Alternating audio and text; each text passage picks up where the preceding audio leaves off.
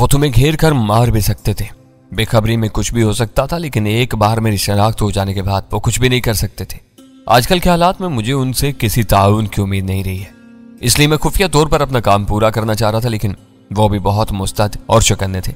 उनकी नजरों से महफूज रहने में कामयाब नहीं हो सका। अव्वल खान बताने लगा, राशिद मिन्हास रोड पर उन्होंने मेरी गाड़ी को देख लिया। फिर वैन के अगले हिस्से से किसी माहिर निशानेबाज ने मेरी कार के अगले हिस्से पर सब मशीन गन से एक ब्रस्ट फायर कर दिया और मेरी गाड़ी तबाह होगी। वैन एक लम्हे के लिए रुकी और दो आदमियों को उतार कर दोबारा आगे बढ़ती चली गई। वो दोनों मेरी कार की तरफ दौड़े थे, लेकिन मैंने उनके करीब आने से पहले ही अपनी गाड़ी छोड़कर दाहिनी तरफ फैली हुई जेर तामीर आबारात की तरफ तोड़ लगा दी। यानी तुम्हारी तबाहशुदा गाड़ी राशिद मिन्हास रोड पर ही खड़ी हुई है। सुल्तान शाह ने उसकी बात काट कर हैरत से सवाल किया, फिर तुम यहां तक कैसे आए? मेरी गाड़ी पर फायरिंग करने वाला इतना गजब का निशानेबाज था कि उसने एक ही ब्रस्ट में अगले दोनों टायरों के साथ रेडिएटर और हेड लैंप भी तबाह कर दिए। उसकी SMG की नाल का रुख जरा सा भी ऊपर हो जाता तो सारी गोलियां विंडशील्ड को चिकनाचूर करती हुई मेरे सर और सीने में प्रवस्त हो जाती। इसका मतलब यह हुआ कि उन्होंने तुम्हें हलाक या जख्मी करने के बजाय सिर्फ रोकने की कोशिश की और इसमें कामयाब हो गए। मैंने पुरतशवीश अंदाज में कहा, शायद तुम्हें जिंदा पकड़ने के चक्कर में रहे होंगे। वैन से उतारे जाने वाले दोनों आदमी बर्क रफ्तारी के साथ मेरी तबाहशुदा कार की तरफ आए थे। अगर मैं इस वक्त अपने औसान पर काबू न रखता तो मुझे घेर लेते। मैंने फायर और टायरों के धमाके सुनते ही गाड़ी छोड़ दी थी, क्योंकि मुझे कार में आग लग जाने का खौफ लाहक हो गया था। इन दोनों को अपनी तरफ आते देखकर मैंने दाहिनी तरफ के उस तारीख मैदान की तरफ तोड़ लगा दी, जहां फ्लैटों का एक नया जंगल उभर रहा है। नामुकम्मल ढांचे और तामीराती मलबे से गुजरता हुआ मैं एक लंबा चक्कर काटकर दोबारा सड़क पर आया और अपनी कार का रुख किए बगैर टैक्सी पकड़कर इधर आ गया। कार के जरिए वो तुम्हारा सुराग लगा ही लेंगे। मैं धीमे लहजे में कहा, बस ये शुक्र अदा करो कि तुम फौरी तसादुम के नाखुशगवार नताए से बचाए हो। आज दिन में वो लोग STF के बड़ों तक जरूर पहुंच जाएंगे, मुझे उसकी परवाह नहीं है। फिक्र इस बात की है कि जैक रोनाल्डो और उसके साथी की हिफाजत के लिए इस कदर सख्त इंतजाम क्यों जरूरी समझे गए। इतनी सख्ती तो मकामी VIPs के लिए भी नहीं की जाती। यह बताओ कि तुम्हारी गाड़ी पर फायरिंग होने तक दोनों गोरे इस पार्टी के साथ थे? सुल्तान शाह ने चौंक कर सवाल किया। उसका ज़हन बदस्तूर उसी मफरूजी में उलझा हुआ था कि वो दोनों एक दूसरे से अलग शनाख्त रखते थे। अव्वल खान के बारे में अपना कयास दुरुस्त साबित होने के बाद उसके एतमाद में इजाफा हो गया था। वो और कहाँ जाते हैं? अव्वल खान ने हैरत के साथ कहा, अब दिन निकलने के बाद ही मालूम हो सकेगा कि उन दोनों को कहाँ ठहराया गया है। मेरी मालूमात के मुताबिक गुलशन इकबाल में वफाक वालों का कोई रेस्ट हाउस या मेहमान खाना नहीं है। अव्वल खान की उलझन दूर करने के लिए मैंने उससे सुल्तान शाह के नजरिए से आगाह कर दिया। हम इन ही बातों में उलझे हुए थे कि अचानक बज उठने वाली फोन की घंटी ने हमें चौंका दिया। सुबह 6 बजे किसे फोन करने का ख्याल आ गया। वीरा वाल कला की तरफ देखते हुए बड़बड़ाई। मैंने हाथ बढ़ाकर बेपरवाही से रिसीवर कान से लगा लिया। हेलो, क्या मैं डैनी से बात कर सकता हूँ? खालिस अमरीकी लबो लहजे और मर्दाना आवाज में किए गए उस सवाल ने मेरे पूरे बदन में सनसनी की लहरें दौड़ा थी। मेरे लिए वो आवाज अजनबी नहीं थी। उसे मैंने बहुत कम सुना था, लेकिन फिर भी मैं उसे लाखों आवाजों में अलग शनाख्त कर सकता था। फोन उठाते ही मुझे वो मखसूस और मुतरन्नम क्लिक की आवाज सुनाई दी थी जो हर बैनुल-अक़वामी कॉल पर लाजमन सुनाई देती है। तुम कौन बोल रहे हो? मैंने अपने हैजान पर काबू पाते उस सरसरी लहजे में सवाल किया। मुझे यह एहसास नहीं दिलाना चाहता था कि मैंने उसे पहचान लिया। यह गैर इखलाकी सवाल है। दूसरी तरफ से शाइस्तगी के साथ कहा गया, क्या डैनी के मौजूद होने या ना होने का इन्हिसार इस बात पर है कि उसे कौन बात करने जा रहा है? तो मुझे उसके बारे में बताओ। वो मौजूद हुआ तो मैं तुम्हें अपना नाम भी बता दूंगा, वरना फोन बंद कर दूंगा। मुझे उससे आप बात करनी है। अमेरिकी वाकई मुंह फट और बदतमीज होते हैं। मैंने तल्खी के साथ कहा, तुम्हारी जगह कोई अंग्रेज होता तो अपना तारुफ करवाए और ना वक्त फोन करने पर मुआज़त किए बगैर असल बात शुरू न करता। तुम्हें अंदाजा है कि इस वक्त पाकिस्तान में सुबह के 6 बजे है और यह वक्त शुराफा की गहरी नींद का होता है। मुझे सब बताने की जरूरत नहीं है। उसकी आवाज में बरहमी होत कर आई। अंग्रेज अपनी जहनी बीमारियों और मुआज़त खाना रवैये ही की वजह से ब्रिटिश चैनल और बहरे ओकियानूस के चंद जज़ायर तक महदूद होकर रह गया है, और जबकि अमेरिकी दुनिया के हर एक सिरे से दूसरे सिरे तक बल्कि कलाओं तक में राज कर रहे हैं। मुझे मालूम है कि पाकिस्तान के शुराफा अक्सर सोते रहते, लेकिन डैनी का शराफत से दूर का भी ताल्लुक नहीं है। उसके सोने और जागने का कोई मुकर्रर वक्त नहीं है। अगर वो मौजूद है तो तुम बेतकल्फी के साथ उसे बेदार करा दो। उसे मुझसे बात करके खुशी होगी। अभी तक तो कोफ्ती हो रही है। कहो क्या कहना चाहते हो? मैंने बदमज़गी के साथ कहा। क्या मतलब? दूसरी तरफ से बोलने वाले की तहय्युर ज़दा आवाज सुनाई थी। मतलब यह कि मैं डैनी ही बोल रहा हूँ। अब बताओ कि तुम कौन हो और क्या चाहते हो? मैंने अपनी शनाख्त का कोई हवाला दिया बगैर बेजारी के साथ कहा। मैं अजनबियों के बेतुकल्फाना तर्ज तखातुब को आमतौर से नजरअंदाज नहीं करता, लेकिन मजबूरी यह है कि तुम मेरे रूबरू होने के बजाय कहीं दूर से बोल रहे हो, और इसलिए बस बोलते ही चले जाओ। कमाल है कि तुमने मेरी आवाज नहीं पहचानी। दूसरी तरफ से कहा गया, मैं जिमी लॉयड बोल रहा हूँ। ओह, तो ये तुम हो। तुम मेरी आवाज नहीं पहचान सके और मैंने तुम्हें नहीं पहचाना। हिसाब बराबर हो गया। ये बताओ कि तुम्हें सुबह सवेरे इस खादम का ख्याल कैसे आ गया और तुम्हें मेरा यहाँ का नंबर कैसे मिला? मैं इस वक्त लॉस एंजलिस से बोल रहा हूँ। यहाँ का वक्त तुमसे ठीक 12 घंटे पीछे है। बेध्यानी में मुझे याद ही नहीं रहा कि पाकिस्तान में अभी सूरज भी तलू नहीं हुआ होगा। रहा तुम्हारा फोन नंबर तो ये याद रखो कि तुम कभी भी मेरी निगाहों से ओझल नहीं हो सके। मेरे हमदर्द और खैर खा मुझे खबरें पहुंचाते रहते हैं। कभी कभार मैं भी तुम्हारे खैर खाहों की गोशुमाली करता रहा हूँ। मैं पाकिस्तान में तुम्हारे नेटवर्क से बखूबी वाकिफ हो चुका हूँ। हैरी किसेंजर का पूरा कॉन्सुलेट भी मिलकर मेरा कुछ नहीं बिगाड़ सका था। मकाओ के डॉन क्वांग फू के साथ तुमने बदतरीन नमक हरामी की थी। हाल ही में उसकी शिकायतें मुझ तक पहुंची हैं और अब वो किसी खूनखार हाथी की तरह तुम्हारी तलाश में मसरूफ है। ये तुम्हारी खुशकिस्मती थी कि क्वांग फू पहले से तुम्हारे नाम से वाकिफ नहीं था, पर तुम मकाओ से जिंदा नहीं लौट पाते। तुम्हारा फोन नंबर मुझे क्वांग फू से ही मिला है। तुम उसके आदमियों से झूठ बोलते रहे हो कि तुमने ये मकान छोड़ दिया है। मैं ये समझने से कासिर हूं कि मैंने डॉन क्वांग फू के साथ कौन सी नमक हरामी की थी। मैंने उसकी बात काट कर तुर्शी से कहा। पास जो कुछ हुआ भरे मजमा में सबकी आंखों के सामने हुआ। क्वांग फू ने अपना इत्मीनान करने के बाद ही हमें मकाओ छोड़ने की इजाजत दी थी। मालूम होता है कि तुमने उसके कान भर कर उसे मेरे पीछे लगा दिया ताकि गोश्त के उस पहाड़ के जरिए मुझे जेर करने की अपनी देरीना हसरत पूरी कर सको। ऐसा होता तो मैं इस वक्त क्वांग फू का नाम भी न लेता। उसके महल में नेशिकाओ के कत्ल की वजह से उसकी बहुत बेइज्जती हुई है। नेशिकाओ के साथियों ने तुम पर ही कातिल होने का शुबा जाहिर किया था। फिर बाद में क्वांग फू को ची से तुम्हारी दरीना रकावत का भी इल्म हो गया। अब तो मैं तुम्हारी और क्वांग फू की लड़ाई से लुत्फअंदोज होने के मूड में हूँ। ये मुकाबला रवायती और बहुत दिलचस्प साबित होना चाहिए। दिलचस्प होने के साथ साथ पहले की तरह इबरतनाक भी होगा। मैंने जहरीले अंदाज में कहा, कम अज कम क्वांग फू के बदन से फफूंदी की तह जरूर उतर जाएगी। तुमने मकाओ का जिक्र छेड़ दिया है, लेकिन हैरी किसेंजर उसके कॉन्सुलेट के बारे में कोई रायजनी नहीं की है। तुम्हारे लिए वो लोग काबिल कदर खिदमात अंजाम देते हैं। देखो डैनी, आपस के मामलात में ऐसे मुअज्जज लोगों के नाम ना लो जो तुम्हारी दस्तरस से बाहर हो। जिमी लॉयड की आवाज यक व यक सर्द और गंभीर होगी। ये वो लोग हैं जिनसे हुकूमती और मकबूल हुक्मरान तक थराते हैं। उनके बारे में गैर जिम्मेदारी से जुबान खोलकर तुम खुद पर अर्सा हयात तंग कर लोगे। तुम इसी कॉन्सुलेट के आरनेट का हशर भूल रहे हो। मैंने उसे याद दिलाया, हैरी किसेंजर भी हर वक्त मेरी दस्तरस में है। यह मेरा मुल्क है। यहाँ वो बुजदिलों और चोरों को खौफजदा करके ब्लैकमेल कर सकते हैं, मुझे नहीं झुका सकते। मैं हर वक्त अपनी जान हथेली पर लिए फिरता हूँ क्योंकि ये सिर्फ एक बार जानी है और जब इसका वक्त आ जाएगा तो दुनिया की कोई ताकत या तदबीर इससे नहीं रोक सकेगी। मैंने अपना फर्ज पूरा कर दिया। अगर तुम खुद को इबरत का शाकार बनाने पर तुल गए हो तो कोई तुम्हारे दिमाग का फतूर जाहिल नहीं कर सकता। ये याद रखना कि चट्टानों से सर फोड़ने वाले हमेशा खुद ही लहूलुहान होते हैं। चट्टानों में खफीफ सी दरार भी नहीं पड़ती। ये एक अबदी कलीद है और तुम इससे मुस्तस्ना नहीं हो।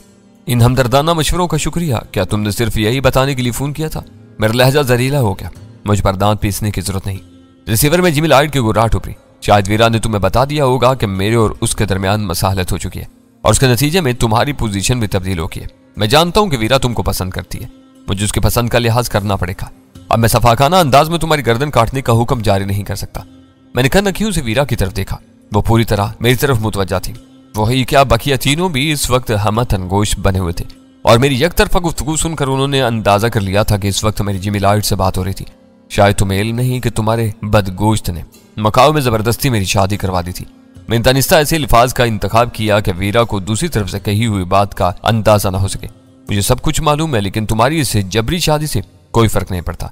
तुम मुसलमान तो एक वक्त में 4 औरतें भी रख सकते हो। मगरिब में बीवी एक ही होती है, लेकिन गर्लफ्रेंड्स और बॉयफ्रेंड्स की तादाद पर कोई पाबंदी नहीं होती। वीरा कुछ अरसे के लिए तुम्हारी गर्लफ्रेंड रह सकती है। मुझे मालूम है कि वो अपनी पसंद हर कीमत पर हासिल करके रहती है। वो जल्दी तुम्हारी बीवी का कोई ना कोई इक़्तिदार कर लेगी। अगर ये तुम्हारी तरफ से ओपन परमिट है तो मैं बखुशी से कबूल करने के लिए आमादा हूँ। मैं अहमकों की दुनिया में रहने का आदी नहीं हूँ, हक़ाइक़ की दुनिया का आदमी हूँ। मैं अच्छी तरह जानता हूँ कि वीरा जैसी लड़की के झुकाव को दुनिया का कोई मर्द नजरअंदाज नहीं कर सकता। तुम दोनों के मरासिम पहले ही बेतकल्फी की हदों से बहुत ज्यादा बढ़े हुए थे।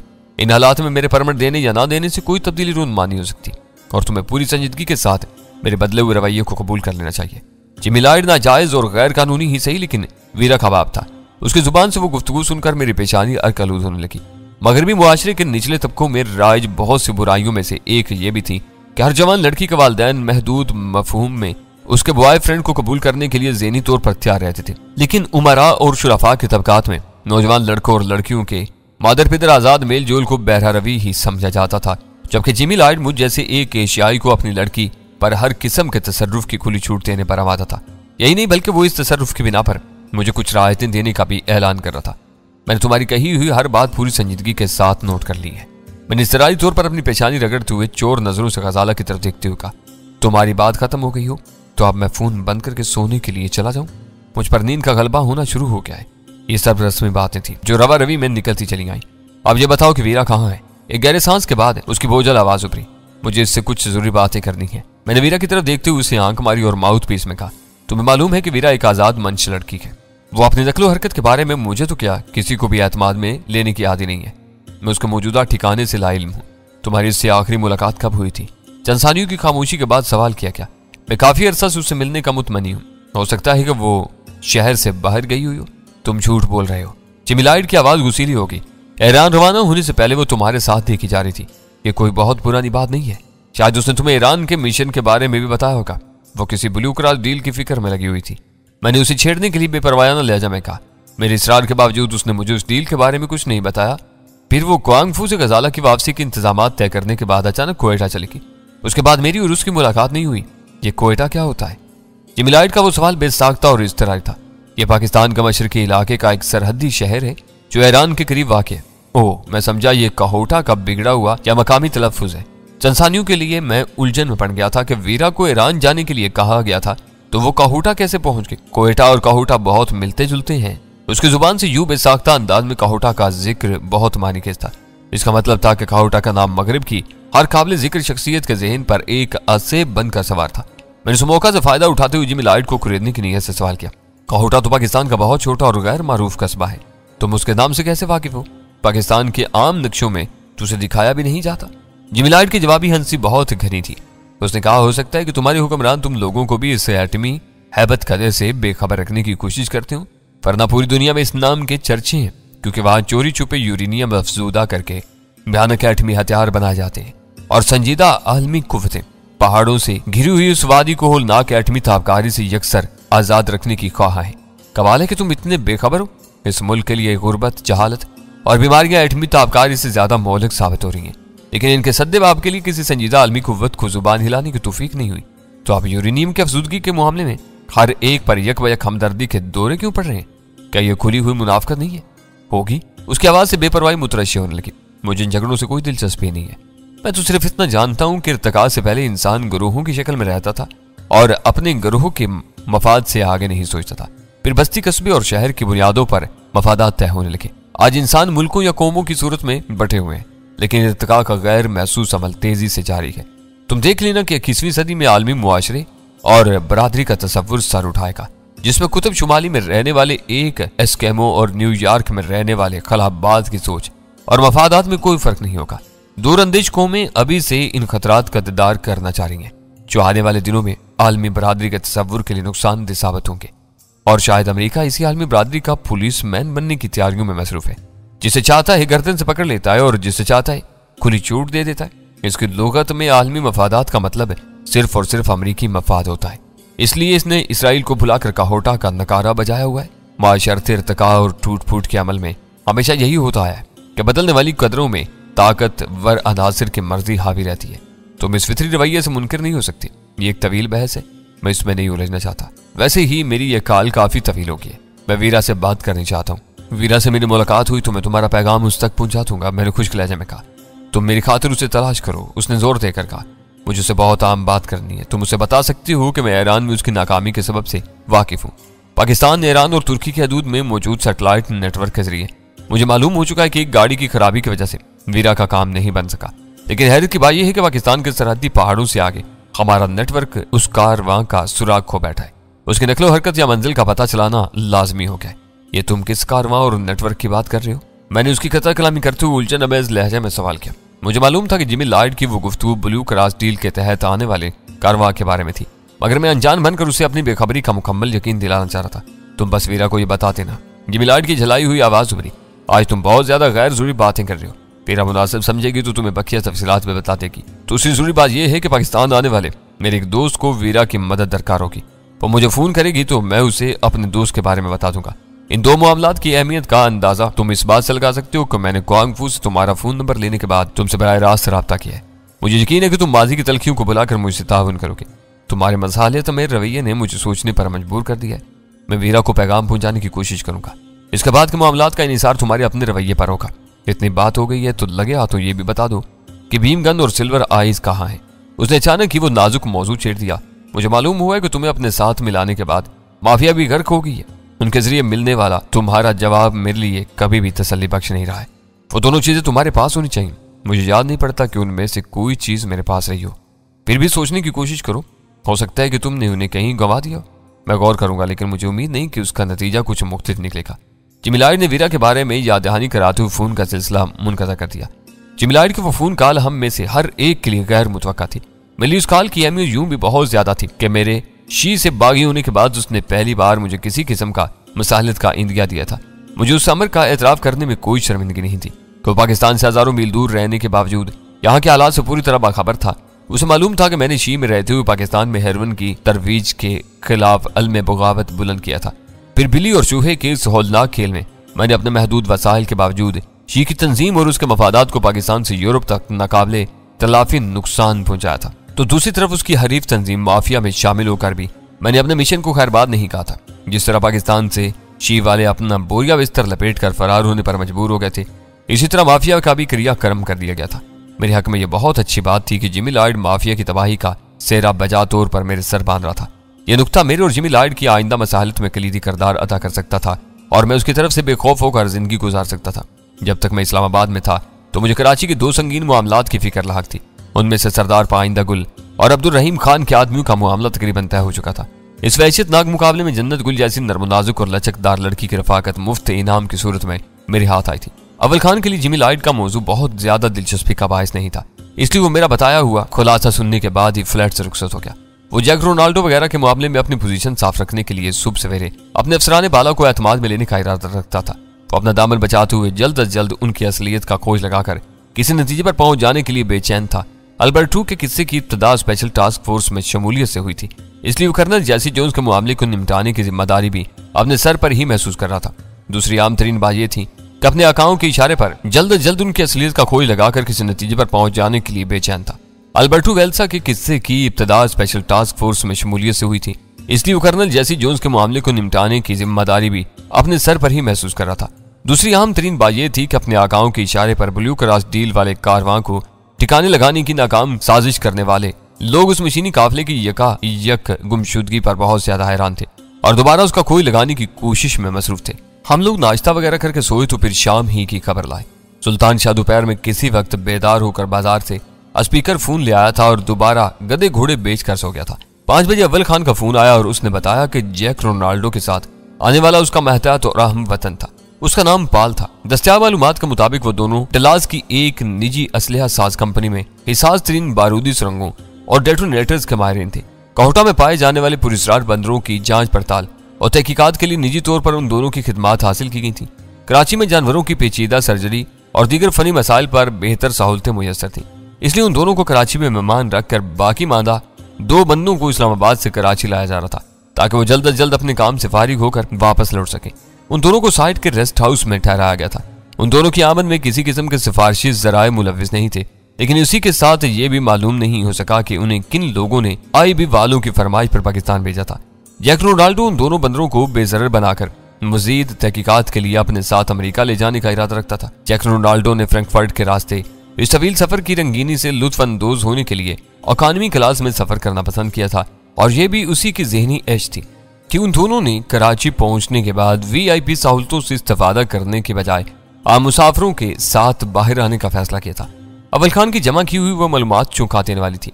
उनकी रोशनी में वो दोनों ही मुश्तबा थे। उन्होंने आम मुसाफिरों वाले रास्ते को सिर्फ इसलिए इस्तेमाल करने का फैसला किया था कि वो दोनों अल्बर्टो के भेजे हुए किसी आदमी से रब्ता कर सके और वो अपनी दानिश में इस कोशिश में कामयाब रहे थे। अगर अल्बर्टो जिंदा होता तो कर्नल जैसी जोन्स के तिश्ना पैगाम की रोशनी में उसके फरिश्ते भी ये अंदाजा नहीं लगा सकते थे कि उसके मुतवक्का मेहमान अहम सरकारी हैसियत में पाकिस्तान पहुंचेंगे। उसकी सारी तवज्जो आम मुसाफिरों पर मरकूज रहती और जैक रोनाल्डो या पाल को उससे राब्ता करने का कोई मौका नहीं मिलता। अव्वल खान इस बारे में कोशिशों में लगा हुआ था, लेकिन मैंने वो इतलात हासिल करते ही अपना ज़हन बना लिया था। हम एक दूसरे से अलग रहकर मुअस्सर अंदाज में काम कर सकते थे।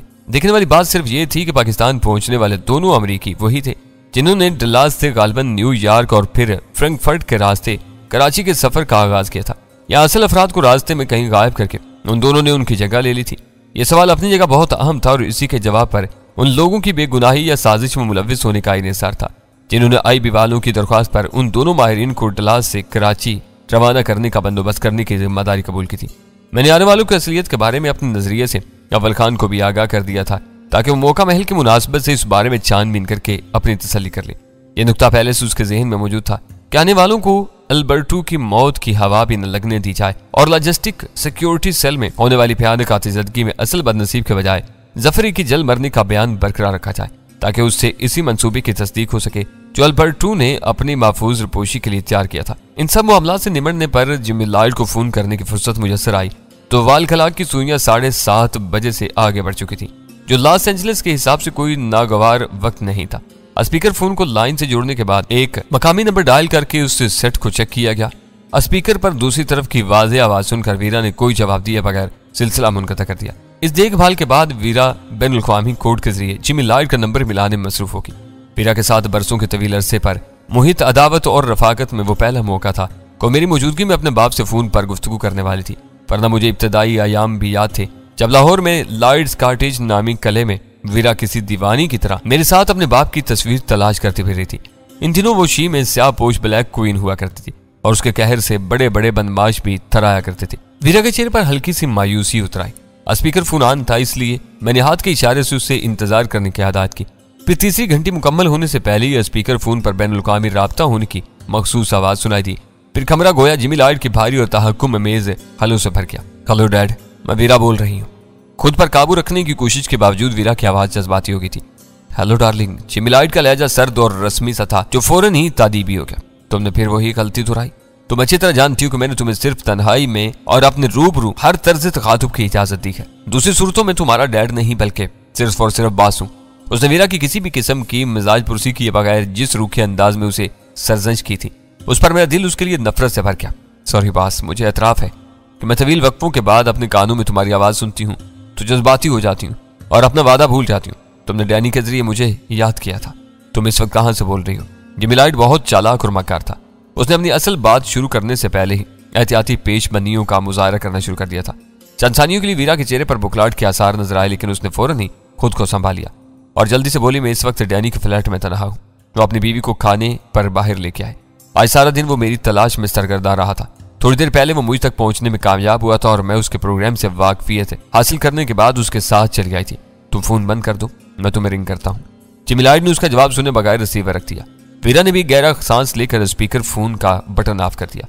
वो खुद नंबर मिलाकर इस बात की तस्दीक करनी चाहता था कि वीरा उसे झूठ तो नहीं बोल रही थी और यह गनीमत था कि इस वक्त वीरा ने झूठ नहीं बोला था, वरना वो बुरी तरह फंस सकती थी। वो आखिरकार उसका खून थी और उसकी रग रग से बखूबी वाकिफ थी। उसने फोन ऑफ करने के बाद दोनों हाथ जोड़कर तमानियत के इजहार में अपनी आंखें छत की तरफ उठाकर खुदा का शुक्र है कि ही कहा था कि फोन की घंटी बज उठी और उसने अपना फिक्रा अधूरा छोड़कर 1 सेकंड भी जाया किए बगैर स्पीकर फोन दोबारा ऑन कर दिया।